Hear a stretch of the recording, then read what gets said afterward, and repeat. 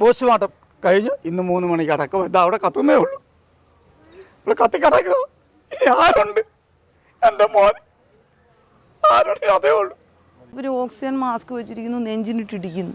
അപ്പം ഞാനിങ്ങനെ ബഹളം ഉണ്ടാക്കിയപ്പോൾ അവിടുത്തെ ഡോക്ടർ എന്നെ വഴക്ക് പറഞ്ഞു. ഇവിടെ കിടന്ന് ഇങ്ങനെ ബഹളം ഉണ്ടാക്കി ഞങ്ങൾക്കൊന്നും ചെയ്യാൻ പറ്റത്തില്ല, ചേച്ചി വെളിയിലോട്ട് ഇറങ്ങുമെന്നും പറഞ്ഞ് എന്നെ.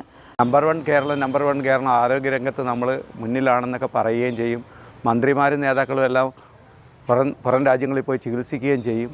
ഹായ്, ഞാനിപ്പോൾ നിൽക്കുന്നത് ആലപ്പുഴ ജില്ലയിലെ കടപ്പുറം ഹോസ്പിറ്റൽ എന്നറിയപ്പെടുന്ന വനിതാ ശിശു ആശുപത്രിയുടെ മുന്നിലാണ്. അതുകൊണ്ട് ഈ ഹോസ്പിറ്റലിനെ കുറിച്ച് പറയുകയാണെങ്കിൽ ഇന്നലെ ഒരു ജീവിതം ഇവരാണ് എടുത്തത്. വളരെ വളരെ സ്വപ്നങ്ങളൊക്കെ കണ്ട് ജീവിച്ചിരുന്ന 31 വയസ്സ് മാത്രം പ്രായമുള്ള ആശാ ശരത്ത് എന്ന പേരുള്ള ആലപ്പുഴ പഴവീട് സ്വദേശിനിയായ വീട്ടമ്മ ഗർഭം നിർത്താൻ വേണ്ടിയുള്ള ഓപ്പറേഷന് വേണ്ടി ഇവിടെ വന്നു. പിന്നീട് സംഭവിച്ചത് അവരുടെ ജീവൻ തന്നെ ഈ ഹോസ്പിറ്റലിലെ